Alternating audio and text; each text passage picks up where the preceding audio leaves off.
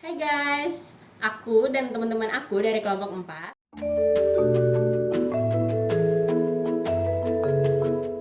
Hai guys, aku dan teman-teman aku dari kelompok 4. Aku Desti Ari, ini Helma, ini Intan, ini Angelin, dan ini Devana. Psikologi kognitif merupakan aliran yang menjelaskan misteri yang tidak bisa dijelaskan oleh behaviorisme. Kognitif fokus pada faktor yang menjembatani relasi stimulus dan respon tersebut. Kognitif membahas topik-topik yang tidak bisa dibahas oleh behaviorisme, yaitu atensi, persepsi, bahasa, memori, kecerdasan, dan lain-lain. Pikiran-pikiran yang berhubungan dengan psikologi kognitif sebenarnya sudah lama muncul. Beberapa tokoh behaviorisme sudah menyampaikan pentingnya faktor kognitif. Hermann Ebbinghaus dan Würzburg School di Jerman memiliki pengaruh besar bagi berkembangnya psikologi kognitif. Jean Piaget dan William James memiliki pengaruh besar juga terhadap psikologi kognitif. Faktor yang berpengaruh terhadap psikologi kognitif ada pergeseran filsafat sains dari yang mekanistik, reduksionis, dan deterministik. Faktor lainnya yang berpengaruh terhadap perkembangan psikologi kognitif yaitu ada perkembangan teori informasi dan ilmu komputer. George Miller dianggap sebagai pendiri utamanya. Pada tahun 1956 diselenggarakan simposium yang disponsori oleh Massachusetts Institute of Technology yang memunculkan beberapa makalah penting tentang psikologi kognitif. Yang pertama ada Noam Chomsky yang mempresentasikan tentang teori bahasa, kemudian ada Neil dan Simon yang mempresentasikan makalah tentang model komputer atau yang disebut juga sebagai General Problem Solver. Terus kemudian ada juga George Miller yang mempresentasikan makalah yang berjudul The Magical Number 7 Plus or Minus 2 Some Limits Our Capacity for Processing Information. Psikologi kognitif pun semakin berkembang sehingga muncullah 3 pendekatan, yaitu yang pertama ada psikologi eksperimen, kemudian ada computer modeling, dan yang ketiga ada cognitive neuropsychology. Psikologi eksperimen ini menggali persepsi belajar, mengingat, berpikir dengan menggunakan metode eksperimen. Kemudian ada pendekatan komputer modeling.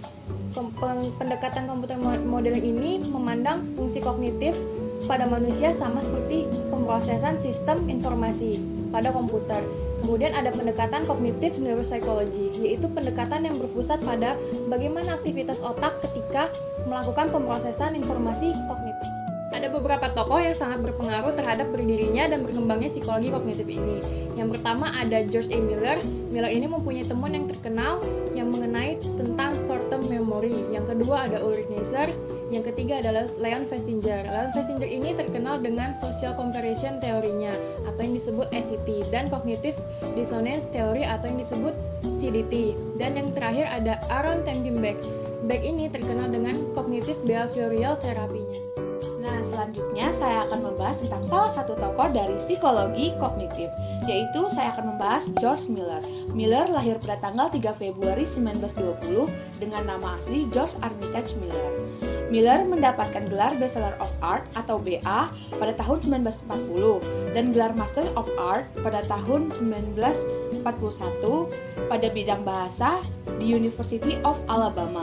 Gelar psikologi pada tahun 1944 di Harvard University. Miller meninggal dunia pada tanggal 22 Juli 2012 di New Jersey, Amerika Serikat. Awalnya Miller berkenalan dengan behaviorisme dan tertarik dengan bahasa mengenai speech and hearing. Beliau tertarik karena pada saat itu behaviorisme sangatlah dominan.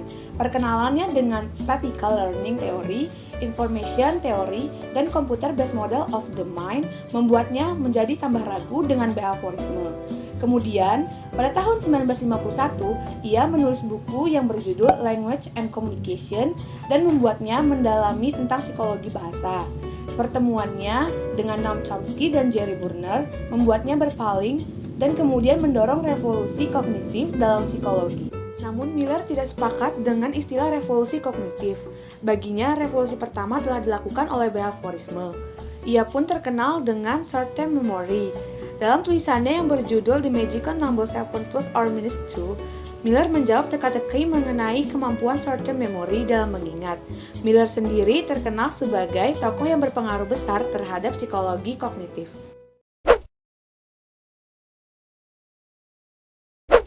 Nah guys, Jadi aku dan teman-teman aku bakal ngelakuin eksperimen nih buat ngebuktiin teori Miller seperti yang di artikelnya yang berjudul The Magical Number 7 Plus or Minus 2, yang di dalamnya ia mengatakan bahwa rentang short-term memory kita itu memiliki keterbatasan dan hal itu berpengaruh pada kemampuan kita dalam menerima, memproses, dan mengingat informasi tersebut.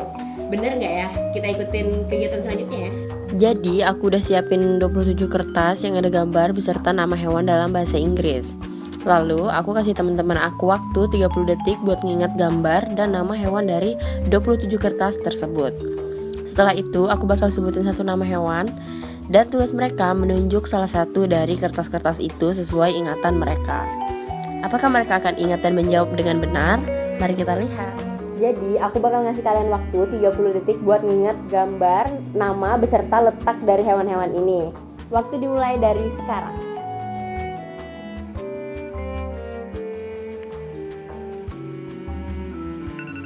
Dikarenakan waktunya udah habis, aku bakal nutupin gambar-gambar ini ya guys. Jadi aku bakal nyebutin nama hewan, silahkan kalian tunjuk sesuai ingatan kalian di mana kira-kira letak hewan tersebut. Jadi aku minta kalian cari hewan cat.